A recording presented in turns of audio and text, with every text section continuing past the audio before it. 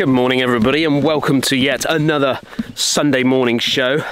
Last week you saw me out in Portugal where it was nice and warm. This week, the frozen Hendriksen Golf Club. I'm actually very lucky to be out here because it is, well it has been, absolutely freezing. -4, -5 overnight, which for the English Riviera is very rare.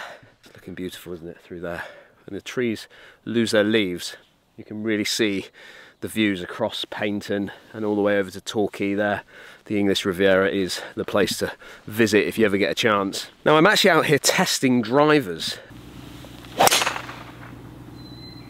I've brought out 3 sets of drivers. As I said last week, I was out in Portugal doing all these videos for Foremost. I couldn't release them on my embargo day because ultimately I get these products through Foremost, so therefore I can then review them once my videos have been created and done for Foremost, so I miss embargo. However, I hope you get a chance to watch what I'm actually talking about when it comes to these drivers. There's some interesting tech out there, lots of tech talk. I love it when I pick up the marketing.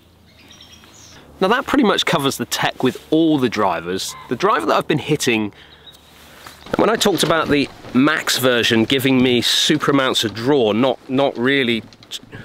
Now that pretty much covers the tech with all the drivers. However, the Max driver is the one that I wanted to put to the test first.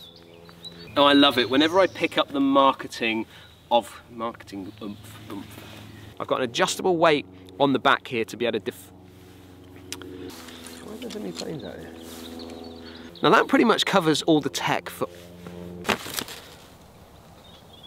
Now that pretty much covers the tech from Callaway for all the drivers. However, not necessarily seeing massive amounts of gains in yardage and things like that, and it's always difficult, I think, to get an idea of whether anything's going to be any straighter than previous generations, because I think you need to do a lot of testing over a course of a season probably to get a bit of an idea on that. But I am testing them, and I thought I'd share that with you over the next coming weeks. A couple of things to get through. I actually spotted something when I was out on the golf course, which I'm going to come back out here tomorrow and catch up with the greenkeepers to see how they are getting on with some change of some tees out here on the course. They're just kind of flattening them out, so we'll have a catch up with the green staff to see what's going on with that. I've got a lesson this week, and then I've got to go up to Saunton to catch up with Joe the Pro, because I'm actually hopefully going to do some filming with him with Golf Monthly, so we'll see. So grab your coffee and let's crack on with the Sunday morning show.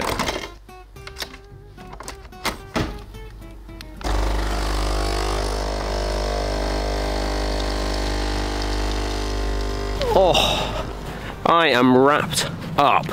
Today is white golf course day, I'm going to call it, because it is absolutely freezing out here. Been out and done my testing of all the clubs, so hopefully you've seen now I released the tailor-made video, which actually I'm really quite excited. If you haven't seen that video, go and check it out, because I really love the look of that QI10 LS model. Absolutely stunning profile of club, and just the feel off the face, it just feels so good. So go and check that video out if you haven't already done so.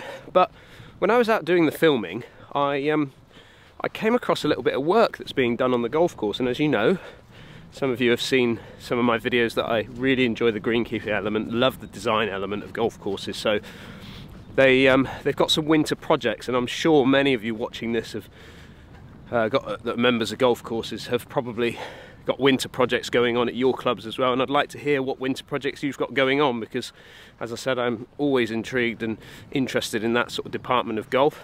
But for me, the levelling of tees I think is really important. People always talk about greens and the condition of greens, but actually having flat tees is actually a really important aspect of golf, and I think it's something that possibly gets a little bit overlooked at some of the golf courses that I go to. I think keeping on top of your tee boxes is a good thing, and makes the enjoyment of the game just that little bit better again. So when I was out here, I noticed that there was a digger on the 4th tee, and had a chat with them, and it seems that there's some levelling of tees going on here at Hendriksen, and historically Hendriksen have not had the most flattest tees around, so it's actually quite good and refreshing to see that they're actually thinking about it. So I'll just share with you what I've seen here on the 4th, and then on the 5th, and then we're going to catch up with Kelvin Miller, head greenkeeper at Hendriksen, to see what he has to say about his little winter projects.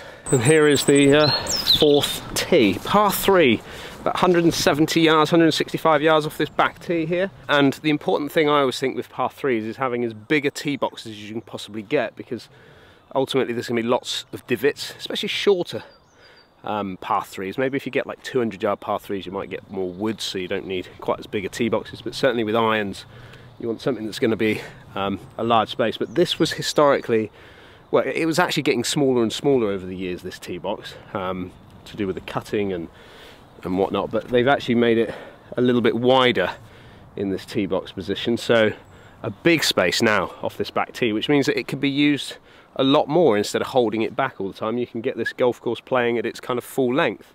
Beautiful par 3, and actually the bunkers up the top there have settled in quite nicely. I was chatting with Kelvin's son actually, and he was telling me that the work that they'd done on the bunkers with the blinder kind of underneath has enabled them to remain nice and white.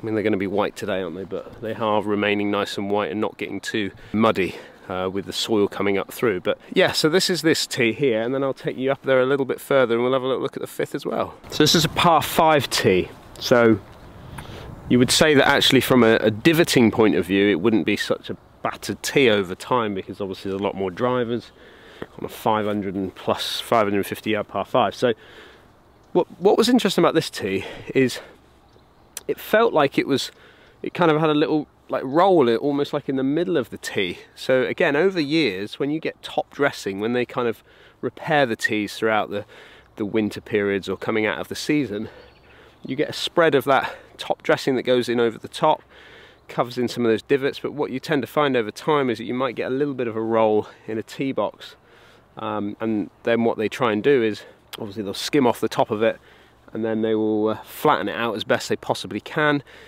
and then they either seed it or turf it. And I've noticed here that we've got a turf gone straight in here. But what I would say is that turfing something, it will come back pretty quickly.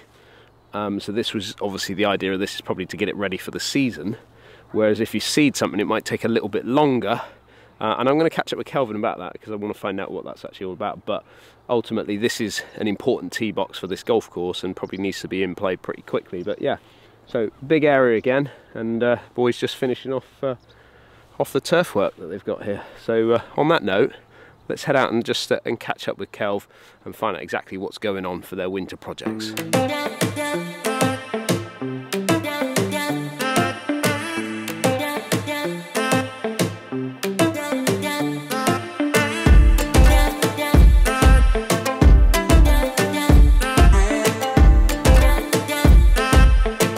Kelv, morning.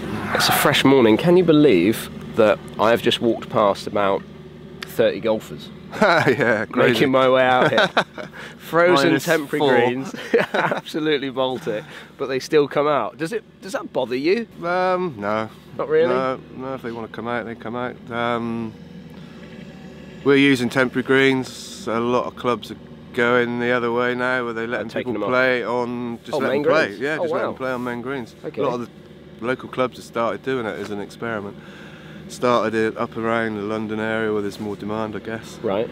And it slowly worked its way to Bristol and Western, and now it's come down here. But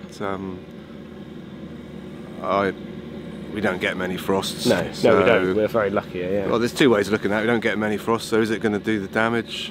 Well, I just don't think it's worth the risk, personally. Just out of curiosity, talking about the damage, what actual damage will it do, so everyone can kind of have a better understanding of what frost can do if you stand on it? It breaks the roots? What's the actual thing that happens with it?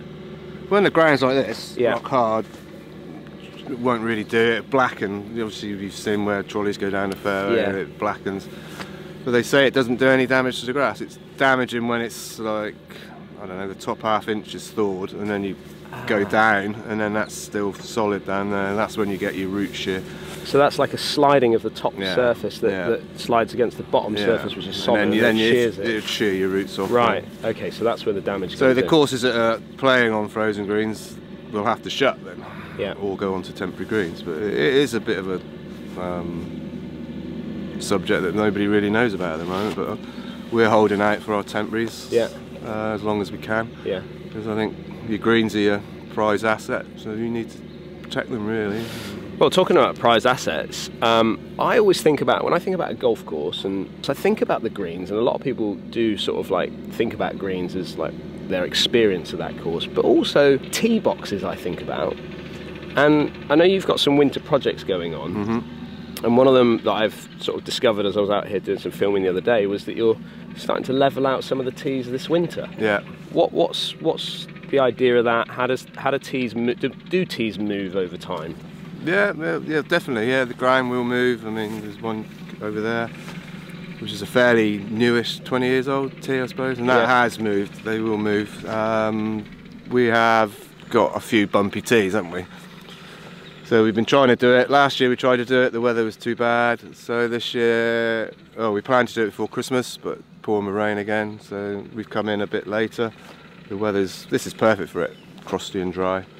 So yeah, we strip the turf off and then get the machine in. He's got his theodolite, and we level it off and put the turf back on one of them, and then we're going to experiment with the other two with seeding with germination sheets, because you get more of a pure sward then. Yeah, I have heard that, and obviously working with you, you've talked about stuff like that in the past with whether you turf something or you seed something, you get a more fuller kind of, well, more protection, should we say? Yeah, you get a purer sward, and then the new grass technology is stronger.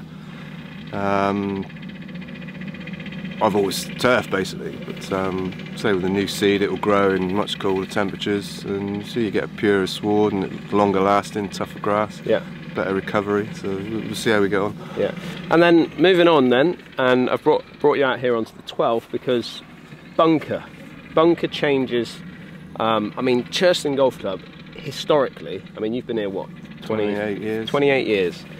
How many bunkers during that time have become kind of obsolete at this course?